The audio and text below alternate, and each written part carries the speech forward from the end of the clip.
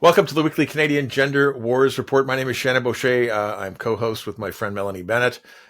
Each week we convene to talk about all of the developments in the landscape of gender identity politics in Canada. This week, no different from any in the last 6 or 8 or 40. There's lots going on in Canada with the gender wars. We're going to go coast to coast today with stories and some big legal news. So Carolyn Burjoski, who is a teacher who left the teaching profession after a delegation in Waterloo District in January a couple of years ago after she was silenced by the chair of the board, has won a victory in court. We started the week this week with Trans Day of Remembrance. So we're going to talk a little bit about all the Canadian trans people who've died, who we're remembering. There was a New Brunswick school survey with some very interesting results we'll talk about. I had a chat with Pontificating Paul this week, who's a dad from Victoria, BC. He broke a parent's educational video, a 90-minute SOGI session that we had a look at. That's really quite interesting. There was also UBC Education Department propaganda video inviting teachers to be indoctrinated in gender identity. And Melanie has done a deep dive on a paper produced also at UBC about Drag Queen Story Hour and Family Friendly, who we're also going to talk about. There are two other quick things. There in BC, actually, there's a recall announced for the Education Minister, Rakna Singh, we'll talk about. And after my discussion with Emily Duggan a couple of weeks ago, and you can watch that video on the channel, Emily is campaigning or spearheading a campaign to letter write to the head of the Chilliwack Board of Trustees about their version of Neely Kaplan Mirth, Carin Bondar. Melanie, what's going on with you this week? Your background is greening up. Are you adding plants, or are they like just giving them Miracle Grow? What's happening? No, they're my outdoor plants. They come indoor in the winter. And I think once you mentioned about a boring white background, I realized, oh dear, my background is white and boring. So I thought I would put the plants behind me. There you go. They're all the same, though they're not increasing. I do have some that are actually hiding that you can't see. The other ones, there's a few of them. Yeah. I don't know. It seems like there's more than last week. It's not Little Shop of Horrors growing over there, is it? No, unfortunately. No. The funny story, I'm going to tell a little funny story. It's nothing to do with gender, but these plants, actually, the majority of these plants, well, this one here is Canadian, but the majority of the plants that I have were actually taken from cuttings from my friend in the UK, my best friend in the UK. When I was at her house, I just took all these cuttings and brought them back on a plane a few years ago. And so most of these plants are actually English. Are you allowed to do that? Like, are we going to get demonetized for talking about this on YouTube? The bag went through customs and it went through, all of the scans. And so no one ever stopped me. And it's obvious. I guess as long as it's not fruits or vegetables. No, well, here they are. And come arrest me, if that's illegal, come arrest me. They can test the DNA of the plants, I suppose. Wow. Okay. But back to gender. What is up with me? Well, this week we started off the week, like you said, with Trans Day of Awareness. The idea that there's been all these poor trans people that have died in Canada because of hatred and bigotry. Tragedy. Absolutely tragic. So what I wanted to know really was who are these people? Who are these people that have all died? Why are we doing after Remembrance Day as well? So it's huge. It's a big deal. Well, I like the woke are really good at recycling, right? Like that's part of the whole environment woke thing is recycling. So we're recycling a murder from 2003 of a sex worker. That's the last one that I can find in Canada. Where a trans woman, a prostitute, was seemingly from Wikipedia, having sex with another woman who I think was also a man. And that Oh person dear. discovered surgery scars, and you know, like that is tragic when somebody dies. I don't want to Yeah. be glib, and I don't want to minimize it. It's a person did die. They were transgender identified, but as far as I can tell, that's the last one in Canada. Uh, I think you've done some dive into the stats on this. I have a little bit. You know, I you, have not. you haven't? I'm Okay, not so gonna lie, I have for not. viewers, I've been looking at this trans issue for a couple of years. It was probably 3 years ago when I looked at this idea of Trans Day of Remembrance and what exactly are we remembering, and the narrative around this day, which was the 20th of November, you know, a week after Remembrance Day, is that trans people are killed at a vastly disproportionate rate than other people, and you know, this genocide of trans people needs to be you know, recognized and observed, uh, because and it turns out that the study that was done, like so many studies related to this ideology and wokeness in general, is so distorted from reality that you know, it bears almost no resemblance. So the population that was studied was Brazilian sex workers, not just sex workers, but streetwalkers who were transgendered. And so, first of all, a violent profession, sex workers on the street. You know, there's all kinds of things that overlap. There's drug use, there's violence, there's you know, the fact that Well, it's extremely high risk. Yeah. yeah, people paying for sex are and people selling their body for sex are more prone to violence. Period. Um, anyhow, so these rates of claims for transgender women specifically being murdered are wildly exaggerated, and the studies are focused on specific populations that are generalized all around the developed world, and we get this histrionic story that trans women are murdered as if there's there's no tomorrow. Well, I think we might be being a little bit too literal, because my understanding of the trans genocide is that not calling someone by their preferred pronouns, or not accepting that you yourself have a gender identity, is the same as erasing people, Right. which in turn is a genocide. And so the Trans Day of Remembrance perhaps reflects the idea that there are people in Canada, such as you and me, who push back on the idea of gender identity and say, maybe this is not a universal. And so we are, in fact, perpetuating the genocide that we must remember. Okay, I'm going to segue here with something that I'm supposed to remember, which is to say to all of our new subscribers, thank you very much for subscribing to the channel. We're trying to give you some background on gender identity and the gender wars in Canada. Make sure you like the video. It helps the algorithm. And we have been recently trying to segment the video to highlight sections that we're talking about to make it easier to navigate. So if you want to skip to certain parts of the video topics that we're covering, you can just go down in the description and click through. And we are now hosting videos on gender wars in a podcast. So we're doing our weekly report on the news and what's happening, but we're also interviewing key figures in Canada, heads of groups and parents, what have you. And we're putting those up often as secondary videos. So we're putting up a few videos a week. Keep your eyes on what's going on. And if you've got news stories, let us know. Easiest way to get a hold of me is on Twitter, if you're on Twitter. But you can also email me at shannon@chasingquicksilver.com. Awesome. Same on Twitter. DM me. I'm not going to give you my email address. Okay, so what do we got next? Shannon? How about Carolyn Burjoski? I found this out this morning, in fact, right before we started recording. So, yeah, very excited about this. I'm sure she is too. She is so lovely. Carolyn Burjoski's delegation to the board a couple of years ago And it's a shame, though, that it's so easy for someone like Scott Piatkowski to lie about somebody and abuse somebody and defame them in the moment. Yet it takes almost 2 years to get. This was just an interim judgment because I think you might need to get a bit of context. Yeah.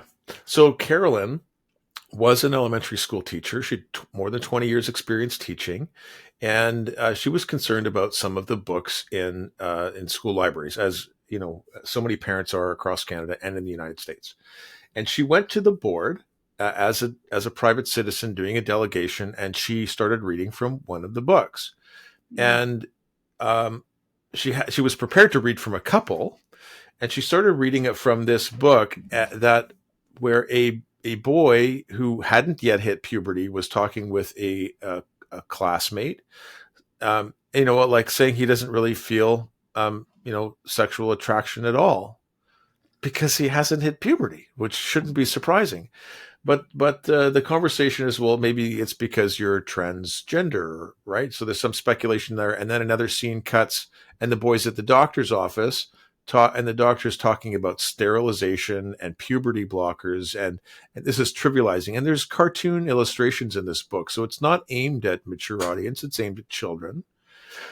And Carolyn got not very far into her presentation, and the chair of the board. We talked about Waterloo District School Board last week, probably the week before, and the week. I mean, they're a clown show. Scott Piatkowski shut her down. This was back in the days when everything was happening on Zoom, and said, I'm stopping this delegation because I'm concerned that you're going in a direction that's going to violate people's human rights, that you're being transphobic. And then he went on the radio and was quoted in print press in Kitchener-Waterloo, defaming Carolyn Burjoski.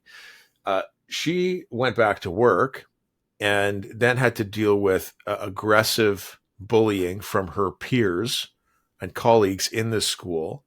They basically, made her life miserable, and she left the teaching profession. She was bullied out. And so she launched 2 lawsuits, one a judicial review to see if she could get her delegation heard. Like we have a right. And then to sue Piatkowski for defamation. And so the news came, and it's, I'm sure she's just extremely relieved. I would, try to imagine what she's feeling.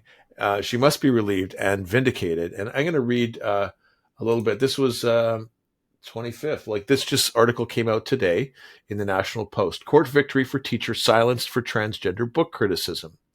The school board had shut down Ontario teacher, but judge declares human rights legislation does not prohibit public discussion of anything. The Human Rights Code does not prohibit public discussion of issues related to transgenderism or minors and transgenderism. It does not prohibit public discussion of anything. So we've had a similar issue here in Ottawa beginning of this year, where Dad Nick Morabito was shut down by Neely Kaplan-Mirth, who was acting chair, because he was raising issues about transgender policy.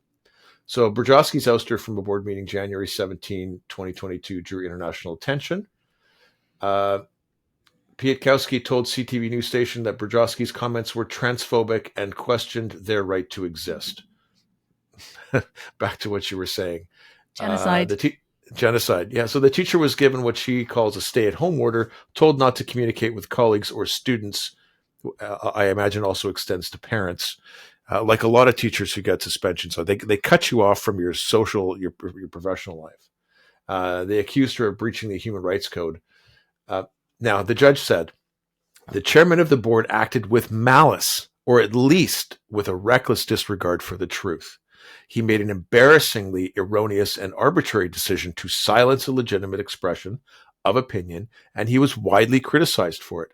It's not a stretch to infer, realizing that he tried to justify himself with a public assassination of the plaintiff's character. The judge said he saw no prospect Piatkowski will be able to prove his statements were based in fact, since he accused her of saying things she did not say. Now, the last bit that he says I think is most important, and it has some impact here, and who knows. So they tried. Piakowski was trying to get the case dismissed using the anti-SLAPP legislation that BC former head of the BC Teachers Federation used against Barry Neufeld. So they tried the same trick, but the judge didn't buy it. I find it regrettable that the defendant, who is trying to shut down debate, is an arm of the government. Regard for the historical and present plight of transgendered people does not negate Section 2B of the Charter of Rights and Freedoms. So great decision, important decision in this case. And that means it's going to go to trial, assuming that there's no settlement. This bodes very well, especially Burjoski was awarded $30,000 in legal costs in this decision as well. So it's a big one. Feels to me this is a really good segue to pontificating Paul, because you had a discussion with pontificating Paul, and we'll play a clip in just a second, where similar concerns are raised. Shall we watch the clip? Great. So I'm here this afternoon with pontificating Paul. I know Paul from Twitter for some time, and he put up a thread this week about a video prepared for School District 61. Is that right, Paul? Yeah, that's correct. Yeah. SD61 in Victoria about gender ideology. It's a SOGI information session. And I spent some time watching that hour-and-a-half long video this morning before Paul and I connected. And I wanted to get your impressions, Paul, and maybe a little bit of background. When did you first kind of wake up to this stuff that's going on in schools? You're a dad as well. Yeah. If I recall, it was I'm going to guess 5 or 6 years ago, something like that. There was a transgender. He goes by a man. It was Jen Smith. He was putting on a presentation in Windsor Park, in Oak Bay, and he was criticizing SOGI essentially. And I had no idea about any of it. I didn't know. I was just like, people were upset, and online, the various different groups and stuff, community groups, and it was really, really intense, and a lot of like hate speech claims and all of that. So I was naturally, I just have a rule that I see for myself and make my own judgments. And so I was like, okay, well, let's see what this is about. And I looked at his presentation. I read as much as I could about it. I looked at the arguments against the presentation and the whole thing, and none of it made sense. I saw no hate speech. I just saw criticism of something. I'm sure my memory is a little bit, that was a long time ago.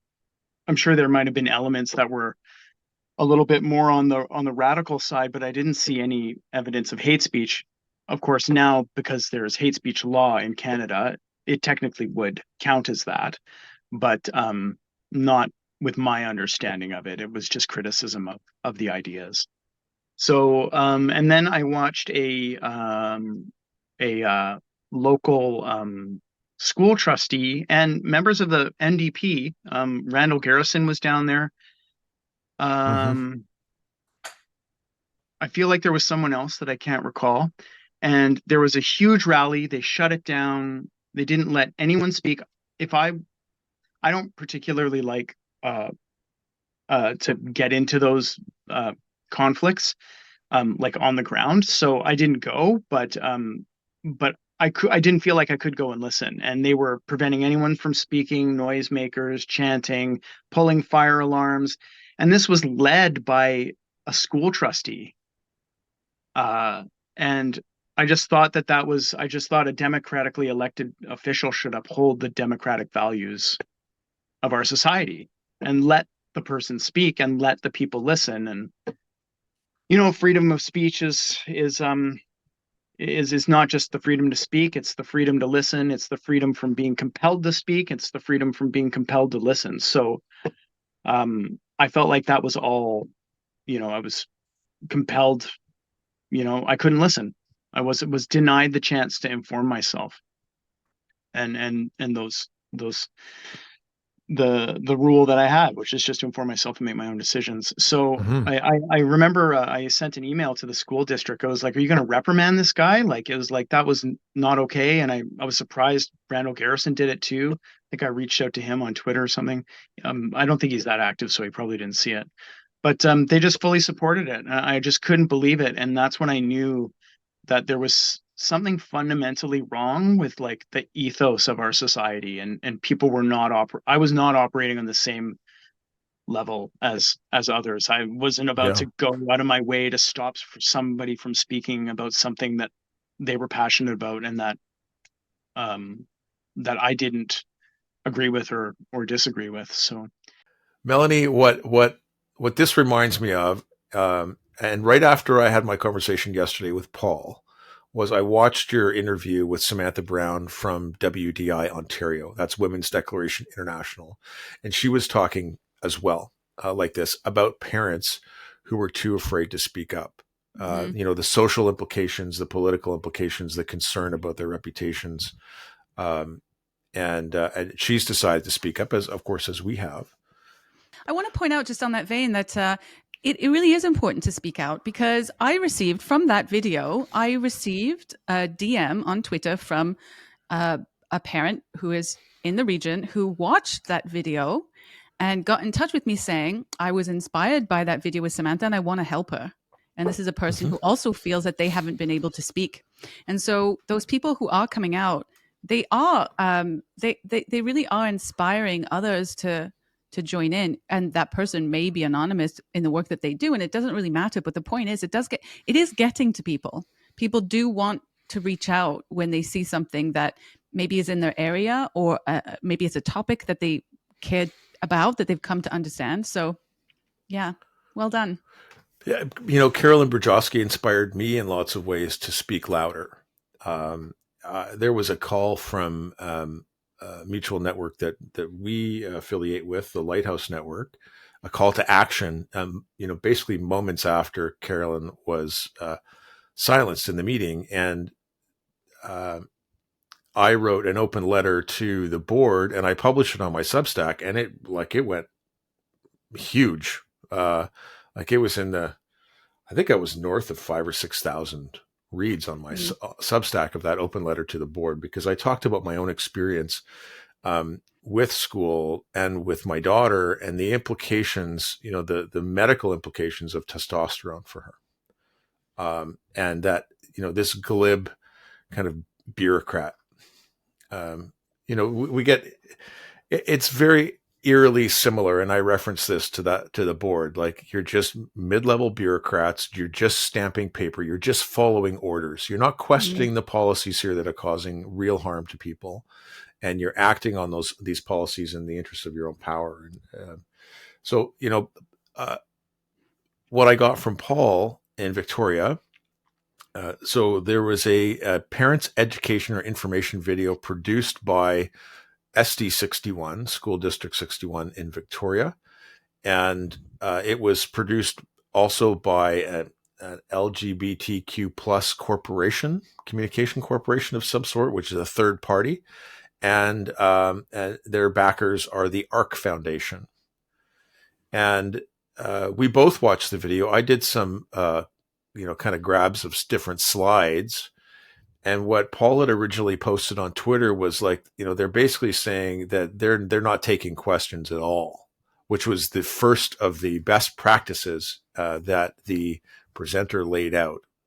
Just don't bother engaging with people who ask questions or criticize this. They're telling you in that video, don't debate because you're just going to get drawn into this transphobic debate. Don't do it. It's not worth it. Only speak to kids and only speak to open-minded people. Open-minded as in people who agree with you. Right. Yeah. That's basically what they're saying in there. Don't talk to closed-minded people. Don't listen to them. No. Speaking of that video, I prepared a few little clips because it was quite the interesting video. I think there was nothing really unexpected, but it, like, when you look at it all strung together, it's just it's. Well, let's watch some clips. Okay, so I've got these clips. Let's bring this up. All right. What does L stand for? Lesbian, yes. Okay, so lesbian is when a woman is attracted to another woman. Now, something that I'll share with you that some folks don't realize is that a trans woman can also be a lesbian, right? Because someone who's trans, that has to do with their gender identity, and that doesn't necessarily have to do with their sexual orientation. So a trans woman could either be heterosexual or could be a lesbian as well. In one of my previous presentations, someone mentioned that also a non-binary person could be considered lesbian as well. So yes, lesbian is when a woman is attracted to another woman. That's the first clip. I tell you what woke me up to this game. The first thing that woke me up to this game, other than having my kid's trans friend move in, the thing that woke me up like sharply was being told that this boy who'd transitioned to be a girl was a lesbian. That's when I went, wait a second, what? And they were 100% convinced that I was transphobic for not believing that they were in fact a lesbian. Yeah, well, ask an actual lesbian how she feels about that. Because, I mean, a lot of our viewers... But so many lesbians do agree with that. Like, that's the thing. Like, this is what I've come to realize, is that there are a lot of lesbians out there that think this is totally all right. It's totally cool. Whether or not they'll actually go ahead and have a relationship with these trans women, I don't know, because you always hear about trans women struggling to find dates. So they might be saying that like a virtue signal that they're totally okay with it. We're inclusive of trans women are women. But whether or not that actually translates to real life relationships, don't know. I think it's homophobic. It's like, and I'm in my 50s. I grew up in the 80s, and there was open homophobia, and even still, I was never comfortable with the kind of position that men took with, women who identified as lesbians, saying, "Well, you just haven't found the right cock yet." Yeah, right? That happened to me. This is why I woke up to it, because I remember in the late 90s going out and thinking I was protected. If a guy was coming on to me, I was like, no, I'm a lesbian. But what I discovered very, very quickly was that actually made them more rabid. This is why I can't believe that we're now accepting, like, this is a male dream, right? That you can, well, now with self-ID, if you identify as a woman, you don't actually have to present in any way, because as we're told, don't assume pronouns, because they may look like a man but actually maybe a woman. So you can identify as a woman and then just call yourself a lesbian, and that's every young man's dream, or young heterosexual man's dream, I imagine. Yeah. Well, if you like that one, if you like please, that let's one, go let's watch another one. Yeah. My first allyship pro tip for you is don't get bogged down in the debate about any of this, whether it's sex and gender or whether even SOGI should be in schools. The reason I don't want you to get bogged down in this debate is because a lot of the time you're just getting sucked into a conversation that's thinly veiled homophobia and transphobia. And those conversations can be a really big drain. They'll just become a tit for tat kind of conversation where you won't really get anywhere. What I would really encourage you to do is instead focus your energy on what you're trying to achieve, what you believe is possible. So save your energy for explaining to youth about creating a safe and inclusive community, and save your energy for talking to folks who actually have an open mind. Have an open mind. So stay on mission. Don't listen to people who disagree with you. That first thing there is the recipe for thought stopping. It is to categorize. Sorry. There we go. Sorry. Carry on. That little section following their first rule of best practice, that it's thinly veiled homophobia and transphobia, is the thought stopping cliche. It is just to say that anyone who disagrees with you is a bad person, and you shouldn't engage with them. So it's a heuristic, it's a mental shortcut, or a thought-stopping mechanism that prevents any dialogue from happening. And it also, I learned the word othering from the leftist activists. Othering is when you treat another person based on their group identity, and you take away their individual agency and their concerns. The same thing that Pietkowski did to Carolyn Burjoski. He grouped her into a category and he shut her down. And this is the recipe for doing exactly the same thing. Yeah. Projection. That's what it is. Yeah. While you have a so-called open mind, they redefine open mind as only taking information you agree with. Yes. Well, insightful. Let's watch another clip. I'd also like to address gender affirming care. This is something that you've likely heard about, especially parents. There's a lot of, questions about this. And so what I share with you, all gender affirming care means that I trust you to know what your gender is. I trust that if you tell me what your gender is or what your pronouns are, I'm going to believe you and I'm not going to try and change your mind.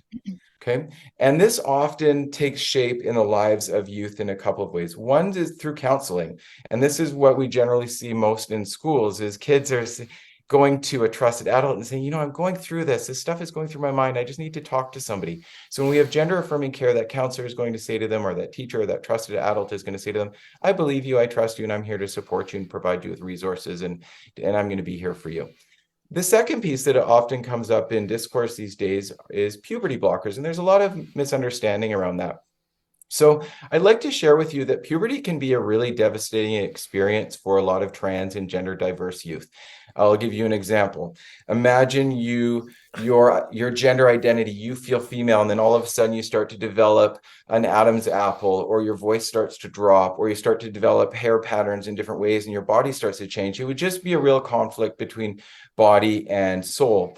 And so for a lot of those kids, or not a lot, but for some of those kids, they will go to a doctor and ask for support, and they'll ask for something called puberty blockers. The misinformation out there is that this is for some reason not reversible, but puberty blockers are a temporary medication that youth have to take every single day as long as they don't want to go through puberty.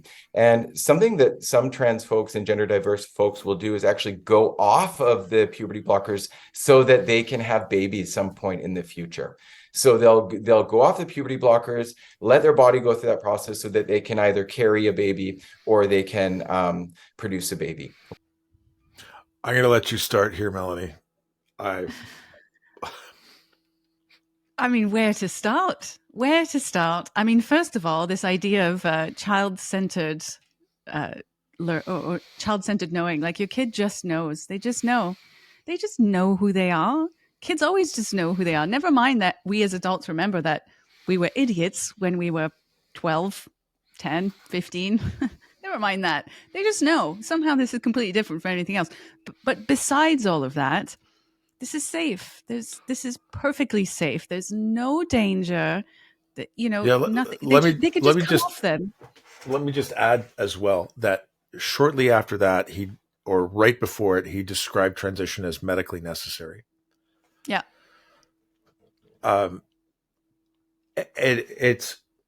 This is where, so in my conversation with Paul, I don't know if it was the part of recorded conversation that we had, but I want to kind of tie in the efforts that Emily Duggan is spearheading.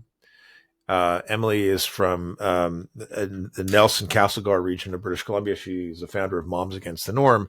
And she has organized a couple letter writing campaigns to the Chilliwack School Board. But this really, really makes me angry what this person is saying. This person is an agent of the state. They're a representative of the state education system. And they are talking about, quote unquote, misinformation. And there are half a dozen things right off the top there that he is misinformed about, and he is misinforming parents about. One is the medical necessity of medical transition. The second is he has no comprehension whatsoever what puberty blockers are and what they do.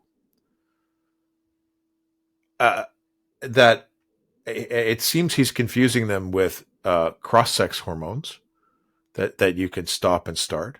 If you stop puberty and stop the development of secondary sex characteristics, so if women never develop, girls never develop breasts and they don't start to menstruate, there is no path to having babies.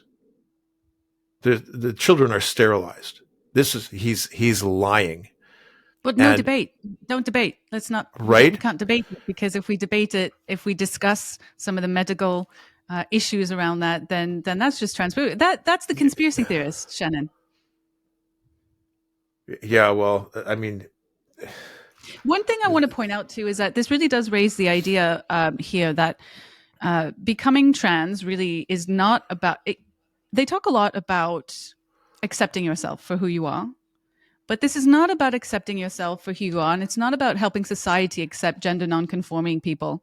This is about aesthetics. This is about the superficial need to have the body, the embodiment goals, right? To have the body that you want. And the idea of medicalizing, the medically necessary transition, is about having an external aesthetic. Now, for a long time, we talked about in the past. I remember, I think we've discussed this before, where in the late 90s, there was a lot of talk about whether or not we should be so accepting of having plastic surgery. But that suddenly turned into plastic surgery is a medical necessity, because that's what it is. This is plastic surgery to make aesthetic changes to the body to appear a certain way, because there's no medical need for this. These people are, people who identify as trans who want to have these surgeries or take puberty blockers or any of those things. There's nothing actually physically wrong with the body. It is a mental condition. So this is plastic surgery. And so somehow plastic surgery debate went from, should we even be encouraging this, to it being widespread, to now it being medically necessary. Yeah. That's a really important point to make. That's the excuse for insurance coverage, right? It has to be medically necessary to be covered by public taxpayers' money to perform these cosmetic surgeries on people. Well, look, I'm 42. I've not got bags under my eyes. It's medically necessary for me to, fulfill my role as a feminine woman in this world, to get rid of these bags, because this doesn't go with my sex stereotype. I have to be youthful. Well, but that's never going to happen, is it? Now we're getting into trans ageism, aren't we? And that I identify as 25. This is unacceptable. I require medically necessary surgery. Right. But it is the same thing. Yeah. Here's one more thing about that clip that frightens me, and it should frighten viewers. He actually said that he described a difference between body and soul. Yes. Okay. So people have been making the argument, or attempting to make the argument, that trans ideology is a religion. There's a metaphysic, and Amy Ham talked about this in her hearings a couple of weeks ago. This is an agent of the state, a representative of the government in public education, telling parents that there are souls, that souls exist, and that the incongruence between a person's soul and their body requires medically necessary interventions. We can't say, and I'm not a religious person either. I grew up in a Christian household.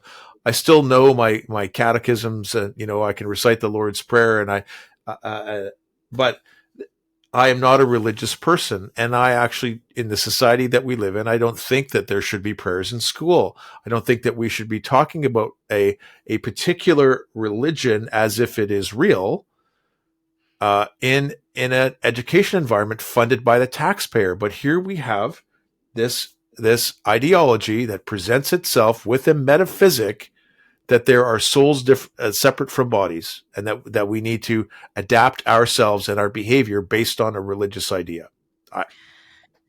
That's a really good point there, because we've often talk about, in the gender critical area, we often talk about the gendered soul. I think it was coined, or at least brought forward, first time I heard it was Helen Joyce, I believe. But I think this is the first time that I actually hear a trans activist, because let's be honest, that's what this guy is. Yeah, these are all activists. It's the first time that I've heard them say specifically that the soul is different from the body. I do think that's the first time I hear that from a trans activist, which does it's the quiet part out loud. Well, it does then confirm what else.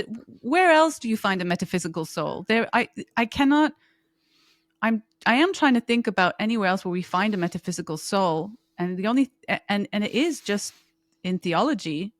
I mean, it's across lots of different religions, but it's only in theology. This is only a religious concept. This is not a rational concept. We have not found the locus of the soul through testing, scientific testing, rational Right. testing.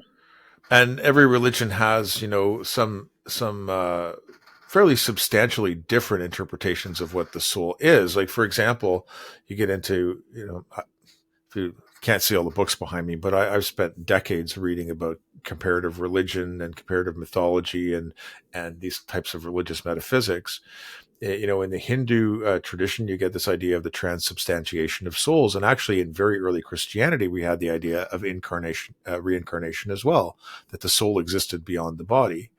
And, in the Christian framework, our souls go to heaven after we die, or they go south, not for the winter. And in Islam, there's 72 virgins for being a martyr, right? Like there are these structures and these concepts of what a soul is.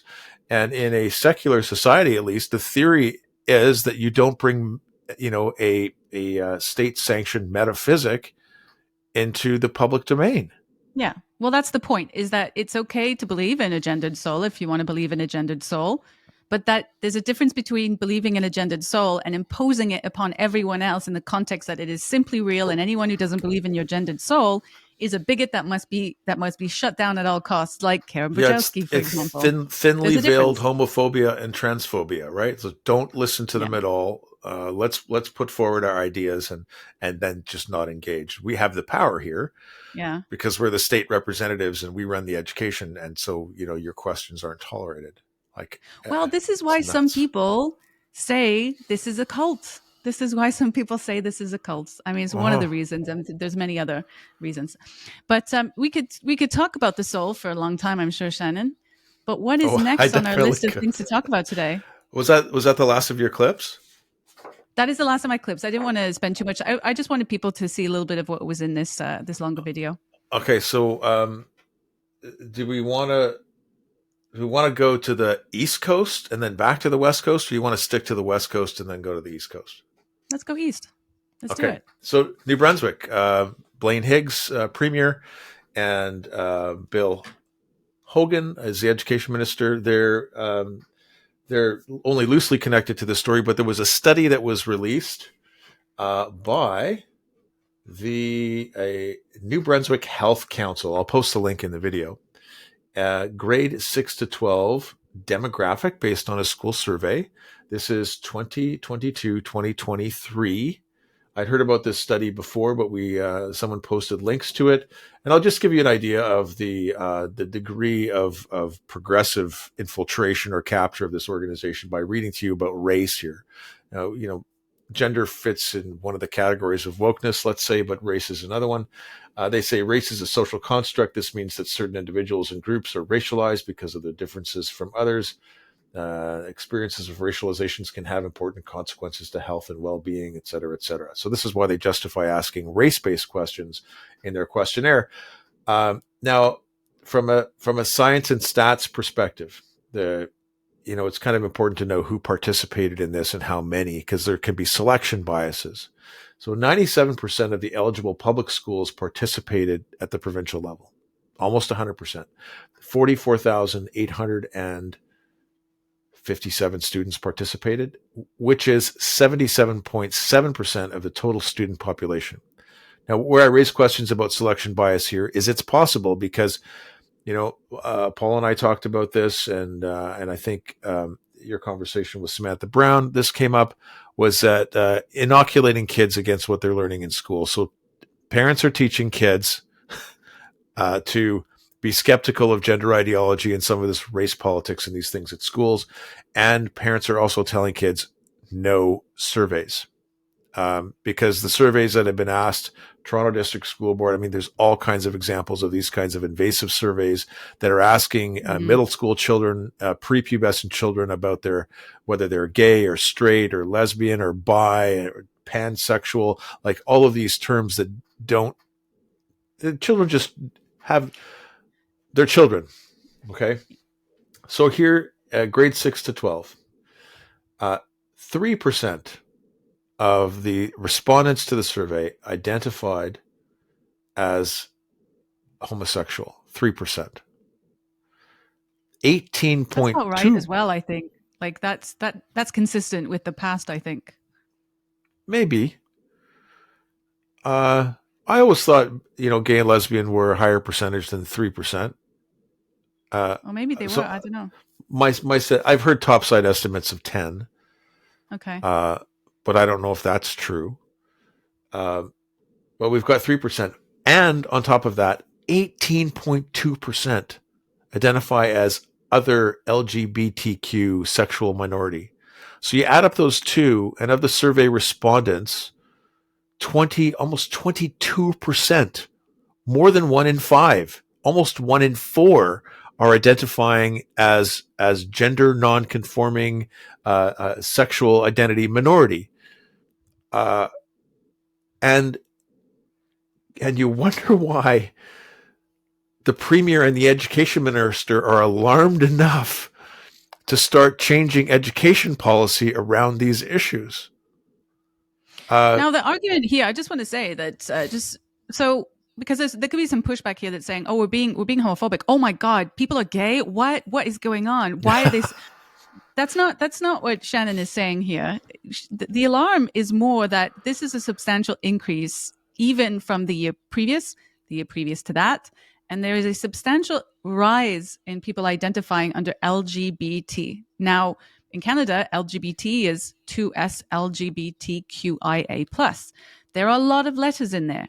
LGB being your sexual orientation, lesbian, gay, bisexual, was just this category up until T. We included the transsexual, which is a whole conversation, but with transgender, with queer, with all of these others, which they're nothing to do with your sexual orientation. These are political, which I'll discuss a little bit later in this episode today, but these are political identities. That's the concern, is that children are starting to identify into a political identity. And we're not going to go into detail about that right now, but that's the alarming bit, not the fact that there are gay kids. Yeah. I have had a couple of exchanges with James Cantor online in the last couple of years. Of course, I covered the Amy Ham trial a few weeks ago on Twitter, live tweeting it and his expert testimony. One of the exchanges that I had with him, and this kind of fits with some of the modeling from CAMH, Canadian Association of Mental Health, the clinic in Toronto that was, Ken Zucker and Ray Blanchard and James Cantor. These are the researchers and the clinicians who are treating people with gender dysphoria and transsexual men. And the numbers of transgender people were like 1 in 5,000 a couple of decades ago. Some people quote, 0.02%. That's 1 in 5,000. But now we have, how is it possible? I think that the homosexual numbers are actually low, that people who are gay and lesbian are being affirmed into trans. If they have, the people who would have classically experienced gender dysphoria, not realizing as young children, because they didn't have an accurate map of the world, that their interest and their feelings towards, if they're a boy, towards girls' activities and effeminate behavior, or being a tomboy, a girl who is more interested in, let's say punching boys in the arm and playing soccer and, I'm stereotyping, of course, but climbing trees and all that stuff. Those people are no longer identifying as gay or lesbian. What we actually have is there are lesbian elders who are saying we're being wiped out because all the young lesbians are being transed. The queerness. This is the problem. Queer does actually encompass transgender. So gender as a concept is from queer theory, and queer is the political expression, the praxis, I suppose, of that. And it is, and I'll go into this in a little bit, but it is inherently homophobic. So young gay kids are identifying more as queer because of queer theory, which is homophobic.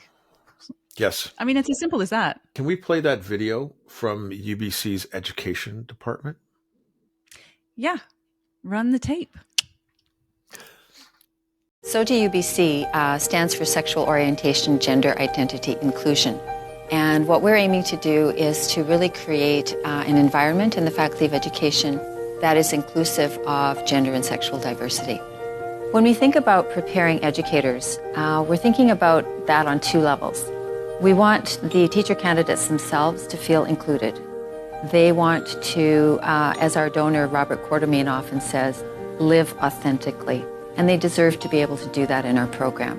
On the other level, they are going to be educators in school settings and non-school settings as well.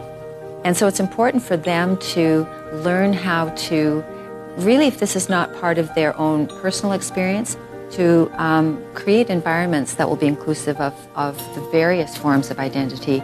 There are a lot of implications about LGBTQ community members and their mental health. So we're having a look at that in one project. We're also looking at sexual and gender diversity and indigeneity, and looking at some of the ways of decolonizing our curricula, and at the same time removing some of the binaries and sort of heteronormativity therein. When we think about professional competencies, we're hoping to develop educators that not only develop inclusive language, culture, practices, curricula in their classrooms, we want them to also stand up to homophobia, transphobia, and other forms of discrimination. The work we're doing with SOGI UBC can't happen alone. So we're working with a number of units and faculties on this campus, on our other UBC campuses, and other campuses across the country to really examine, to critically examine our practices and our language, our culture, curricula, etc., to see if there are ways that we can work together, learn from each other, and try to correct some historical wrongs, as well as some current wrongs.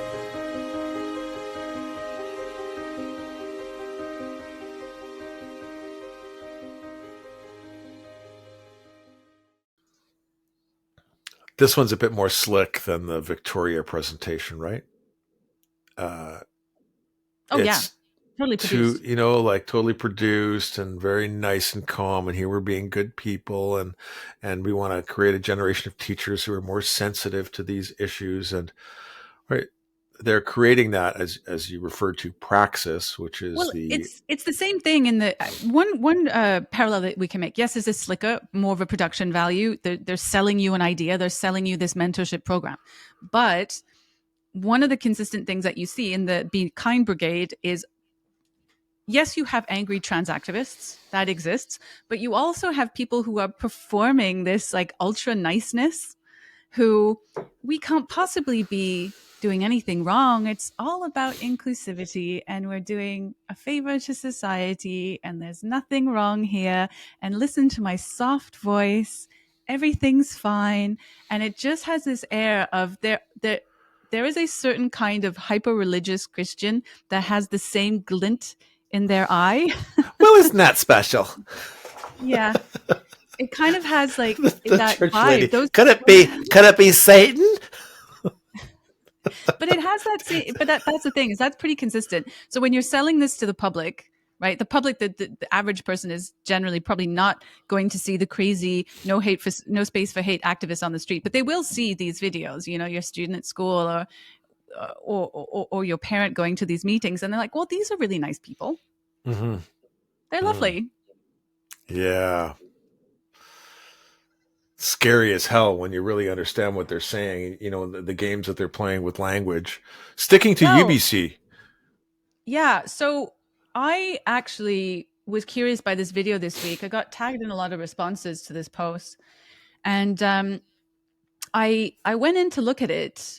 Well, I went in to look at the website for the Sexual Orientation and Gender Identity Inclusive Education Mentoring Program, the SOGI Mentoring Program, out of curiosity. And I had a little look around the website, and there was a few other of these produced videos, but me being me, I saw there's a research section. I thought, oh, what's this? So I went to look at the little research center, and they had research from their academics. And in there, they have a paper, which actually probably gained a little bit of notoriety because of James Lindsay, which I did not know this was a Canadian paper. This is a UBC paper, 2021, Drag Pedagogy, the Playful Practice of Queer Imagination in Early Childhood.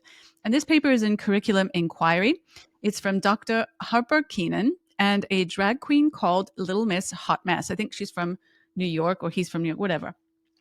So this paper is, I mean, it's quite the paper, and I'm considering potentially doing a long version breakdown of the paper, because it really could have some time spent on it. One of the things that I found, well, there's two things that I found particularly interesting to discuss on Gender Wars here about the paper as a bit of a high level overview. The first one being the strong, overt, explicit political intention expressed in this paper. And this paper is probably the most, it's an influential, it was basically one of the reasons, one of the justifications to produce drag queen story hour. So now we have drag queen story hour all over Canada. And this paper is from 2021. It is kind of what really justified a lot of this going on. Well, what does this paper talk about? Well, the first thing they do is they will tell you, they explain in there the meaning of queer. So we talked about queer, and people say queer was just a new way of talking about LGBT. You know, it's just about inclusion and having an identity, a sexual identity, a gender identity. But that's not what queer is, and that's what we've been arguing for a while. And they tell you in this paper that queer, they're telling you in there, has nothing to do with sexual orientation. And that's something that you're born with. So transsexuals used to be referred to as persons wishing to live as the opposite sex. And they were brought into the LGB, which is your sexual orientation. But no, it's nothing to do with that. Queer includes transgender. So that is and they're telling you it is a political identity. And it's, in my opinion, it's entirely lifestyle choice. You are not born this way. You are choosing this political identity. One is not born queer, one becomes queer. And this idea of becoming is quite common in the neo-Marxist kind of like ideology, but that's a whole other thing. They don't talk about it in there. So it's based in something called queer theory, which is the theoretical framework from postmodernism, which outwardly rejects everything that they view as normative, normal within society. So traditions, normal practices, so marriage would be normative. Even homosexual relationships would be normal and therefore must be rejected, because two people coming together in a committed relationship is normative, and therefore that queer theory does outwardly rejects this. Yeah, that's what they explain to you in the paper. Yeah, they pretty much reject everything normal. You start digging into the roots of queer theory, and you get into the normalization of adult child sexual relationships. Precisely. That's how, I mean, it's deconstructionism to its extreme when it comes to human intimate relationships. So a queer teacher is a teacher whose political identity is centered around disrupting and dismantling all stable and normative societal standards. So this is activism which is revolved around just disrupting society, basically. And they do this along the idea or the thought that normativity is oppressive. And so to be anti-oppressive, and they use the terms anti-oppressive in the paper, you have to dismantle everything.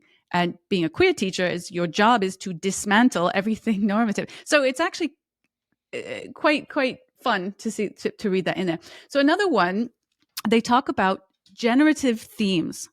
So generative themes in education is something that is derived from Paulo Freire, who was self-proclaimed Marxist educator from Brazil, who came up with something called,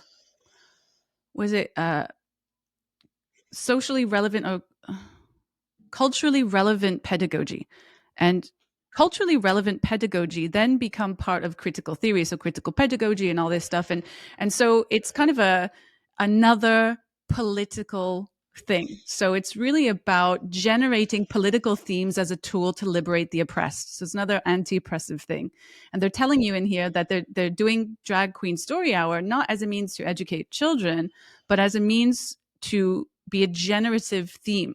So to introduce young people as soon as possible to the idea of queerness, which is a political identity. That deconstructs normativity. Yeah. Right. So that's what they're telling you. It's the seed of deconstruction. So queerness is anti-oppressive. So Drag Queen Story Hour is used as a generative concept to liberate that queerness. So they're liberating the queerness within the children. And in other words, it means to normalize queer politics, which is funny because they're anti-normalization, and invite children to become queer themselves and shed the shackles of their oppressors. This is what that means. We should just have we add the anarchist A to the alphabet, rainbow alphabet, because you put these kind of, anarchists, maybe they have a bad name in some sense, but they just want to tear everything down and eschew all the rules. And but an anarchist doesn't, an anarchist is different in the sense that part of this political ideology is then to impose it upon you too, right? And to silence you as well. And so there's a lot of control within that. And so it couldn't be anarchist. It would be against the neo-Marxist ideology completely. So let's go into the last one in this section that I wanted to talk about. I just want to interject one thing, because we hear the word pedagogy an awful lot. And it's, I have to admit that I had to look it up when I started seeing it a lot. Pedagogy is a method of teaching. It's a strategy for imparting knowledge upon students and a process for doing that. Just teaching practice. Generally speaking, Fancy word. So, fancy word. So they talk about praxis in this paper quite a bit. I had to look that up too. Well, praxis simply is the application of theory. So in this case, praxis is the practical application of queer theory. So this text is telling you that Drag Queen Story Hour is nothing to do with education at all, and everything to do with introducing children to queer theory, which I've mentioned before. So in a nutshell, the postmodern philosophy that postulates that everything normal is oppressive. So they're using this to allow children to break free from that oppression by enacting anything and everything that is abnormal or transgressive. So you mentioned previously that abnormal could be something as simple. And in this case, the generative theme is the abnormal transgressive thing is to break the rules of what a boy should wear, because usually drag queens are male. And that's what they're doing. But let's be really clear here that queer theory abhors anything normal and really celebrates anything transgressive. And so it really does go all the way to pedophilia. Let's just be really honest. So the more aberrant, the more abnormal, the more that is liberating you from the shackles of your oppression. So that's the danger. And so they're telling you that in this paper, that's what they're not saying this with the pedophilia. I'm adding a bit of my own context here from my understanding of queer theory, but worth reading, because they're telling you most of this stuff straight out. Yeah. Now, along the lines of, I had to look up, the word pedagogy. When I started hearing, people in the gender critical world talking about pedophilia, I really had a strong reaction. That we're moving into the domain of conspiracy theory and extreme, hyperbole here. And I was very uncomfortable with it. And I'm sharing this because it's possible that viewers might feel the same way. And I want to point to a paper, because the founding paper of queer theory in 1984 is written by a lesbian queer woman by the name of Gayle S. Rubin.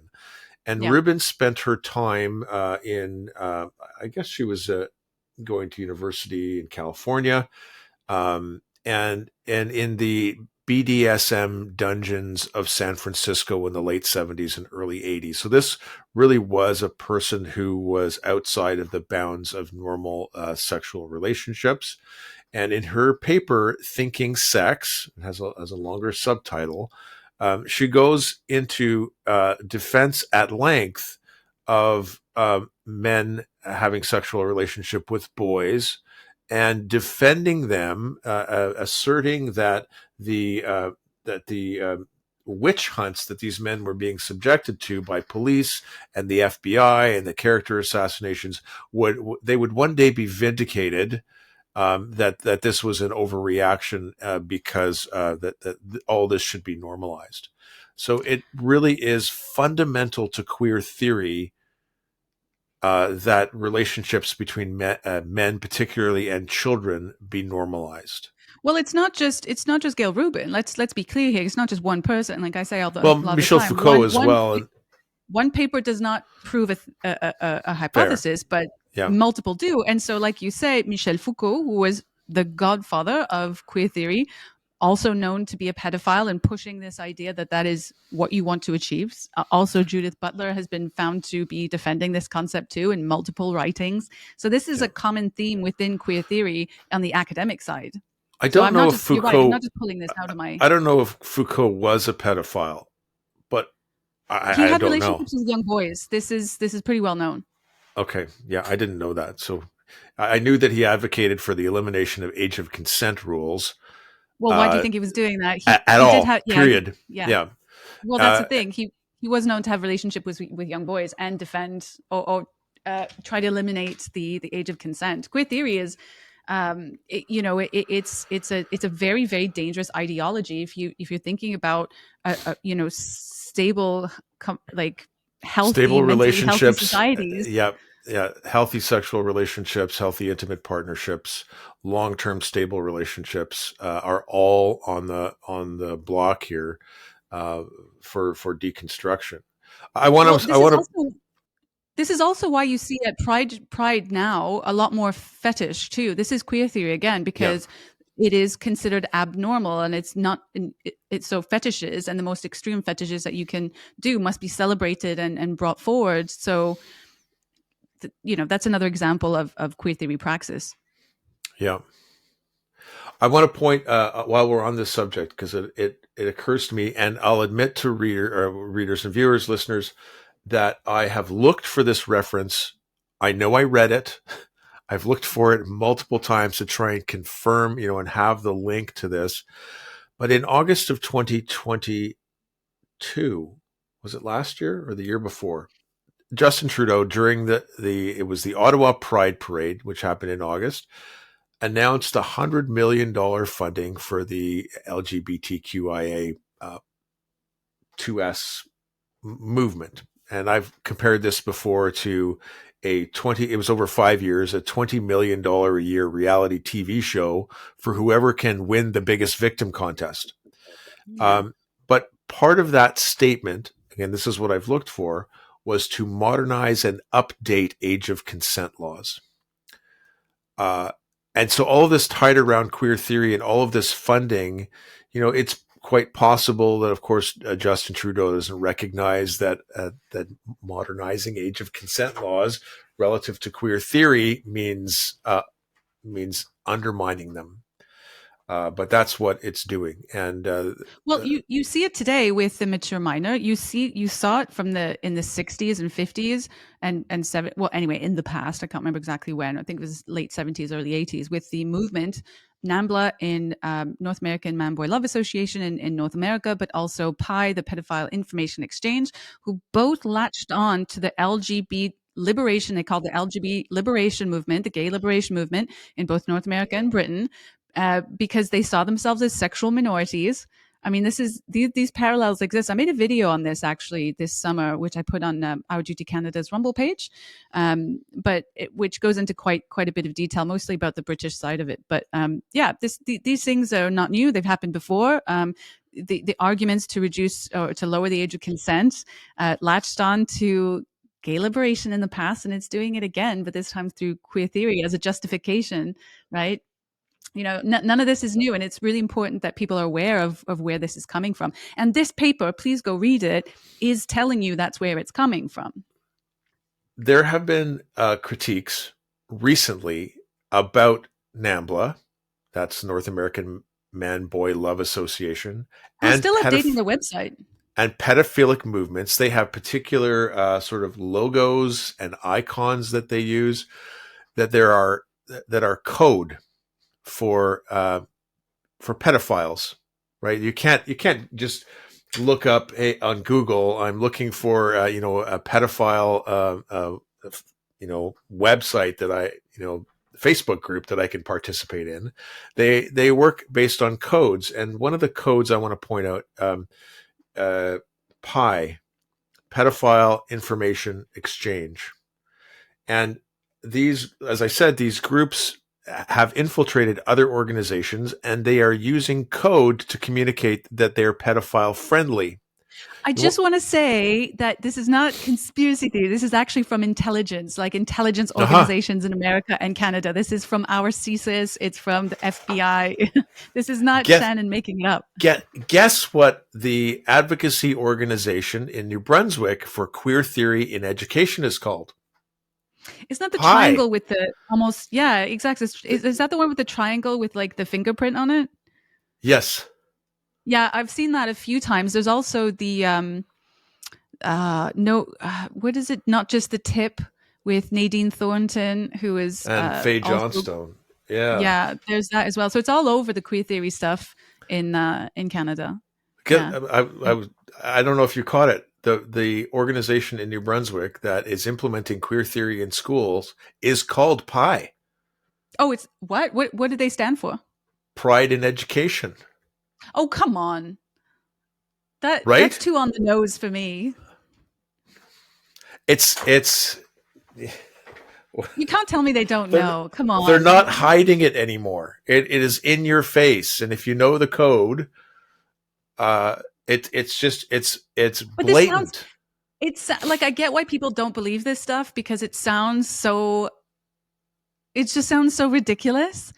But unfortunately, this is true. Like I said, Shannon's not just making this up. I mean, by all means, go on our security services and intelligence services websites about, child sex trafficking. It tells you, like, Nadine Ness, who was in our network, who used to work for the RCMP and the Sex Crimes Unit, has shared this information. You can go find it yourself. This is not conspiracy theory stuff. This is quite well known. But anyway, I don't want to labor on that too much, because I just want to finish this bit. So there's two other things I wanted to talk about with the queer pedagogy paper. And that is, there is more manipulation of language, which is something we see an awful lot in postmodern and neo-Marxist type of ideologies, type of theories.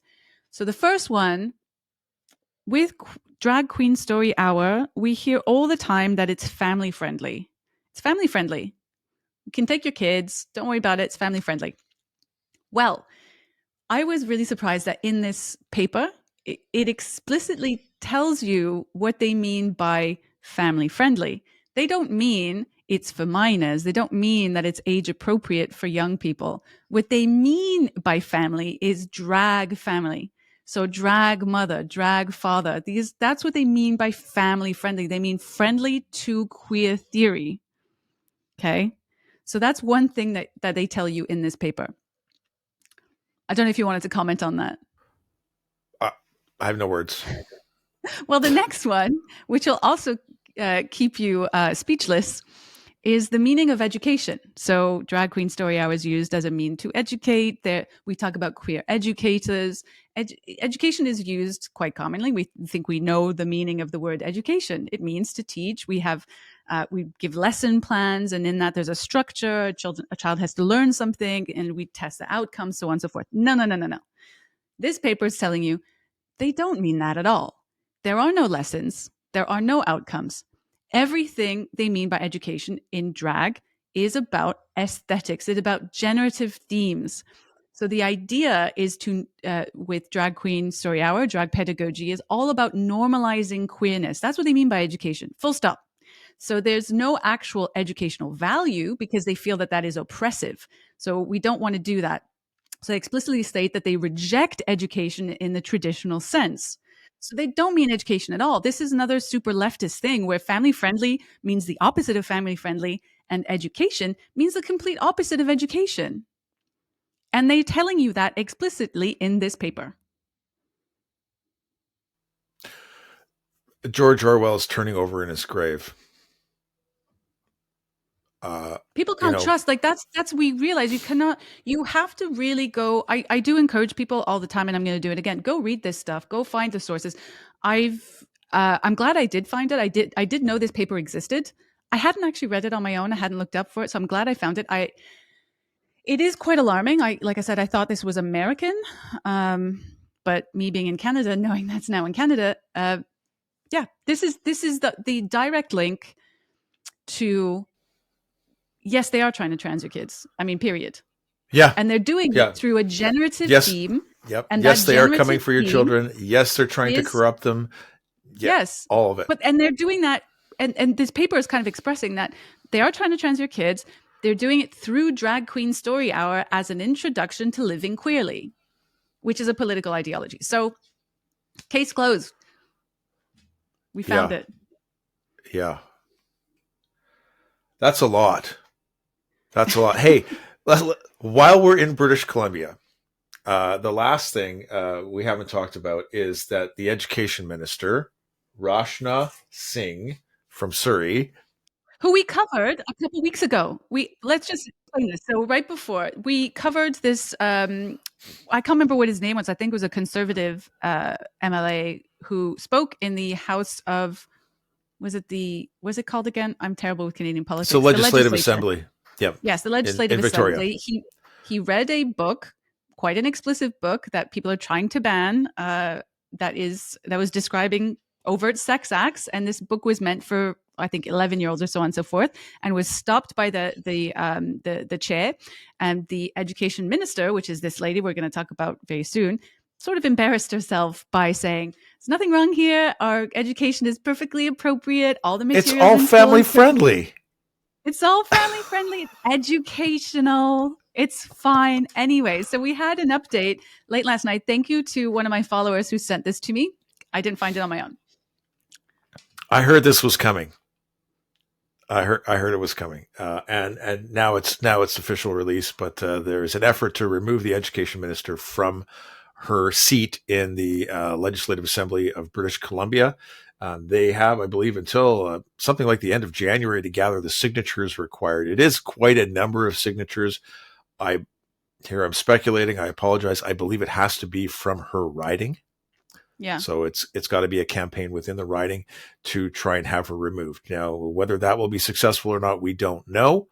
But there are an awful lot of great people, very diligent and committed to fighting gender ideology in British Columbia, in the Lower Mainland. Surrey is a highly concentrated population of Sikh Canadians. Who our friend Pierre Barnes lives in a Sikh neighborhood and speaks very highly of his friends and neighbors who are for religious reasons and for cultural reasons, and to preserve their traditions in the face of efforts of deconstruction and queering, are fighting back. Yeah. And so who knows, maybe it's a story we're going to track for sure over the next couple of months.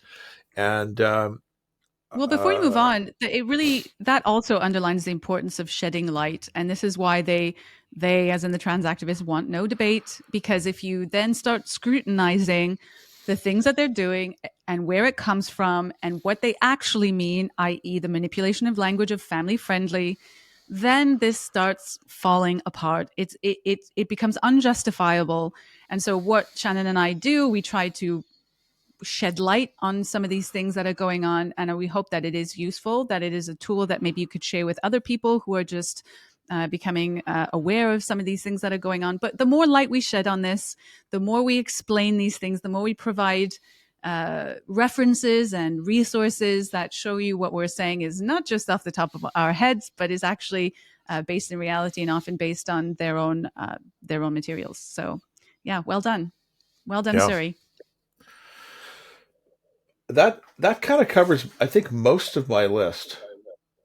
One last thing. So I'm going to put a link to Emily Duggan's efforts to get people across Canada. So if you're involved in this, if you're a parent, if you're a member of an active group, whether it's FAIR or whether it's Moms Against the Norm or Parents' Rights Coalition, somehow.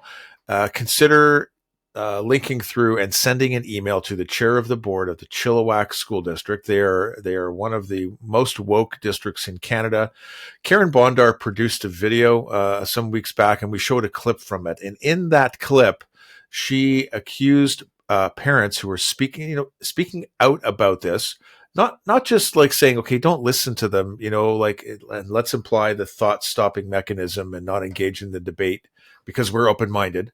But she actually accused parents of being obsessed with genitals and implied that that concerned parents are actually the sexual deviants here.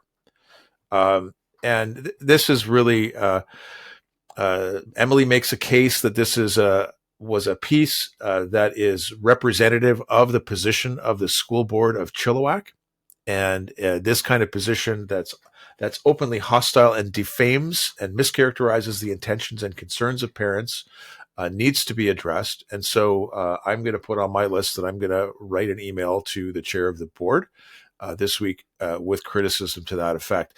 I would actually like to take a clip of that video that we got from Victoria, the extraordinary medical misinformation, complaining about misinformation, and to provide some proof there, and to launch an effort to communicate with the Victoria School Board, SD61, about just how inappropriate it is to claim what they're claiming.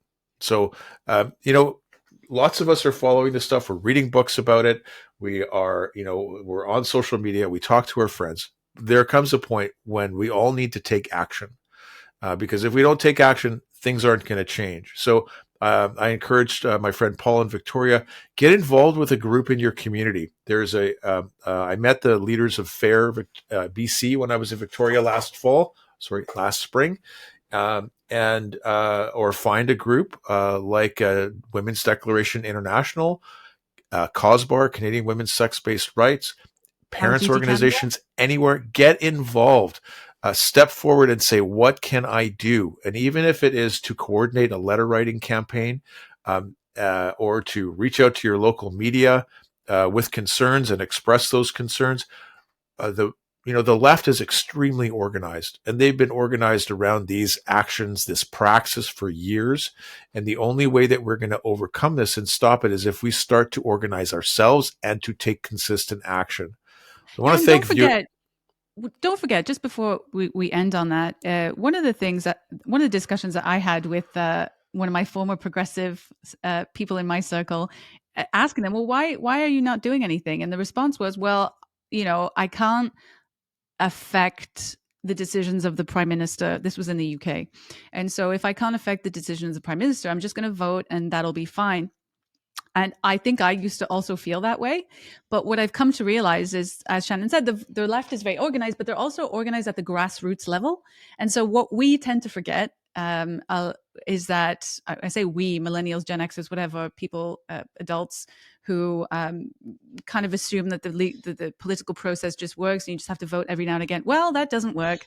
And so we need to get involved. Don't worry about making the biggest, you as an individual may not completely topple the Canada regime or whatever. No, don't think of it that way. Think of it as you're a small cog in a larger machine, but you need to join in with other people. And there needs to be efforts around the country in your local area. Local politics are really, really, really important. I did not realize that in the past, and I'm realizing how true that is now. And so it could even be as simple as showing up to a school board meeting or even just a parent meeting at the school and mentioning your thoughts on this with other parents. You might find a lot of them agree with you. If you have nothing, if you don't know about anything, just reach out locally. Local, what is it the left say? Okay, so I was part of the left. We always used to say, think local, think global, act local. Thank you. Yeah. I come from the left too. I'm a lefugee. Refugees. We're both refugees. That's so right. Yeah, think global, but don't worry about acting global. Act local. Yeah. Wow. Thanks everybody for tuning in this week. Emily, Emily, where did that come? Emily Duggan. Too much talk about Emily today. That's why. I still have work to do on Emily's video on the channel. That's overdue.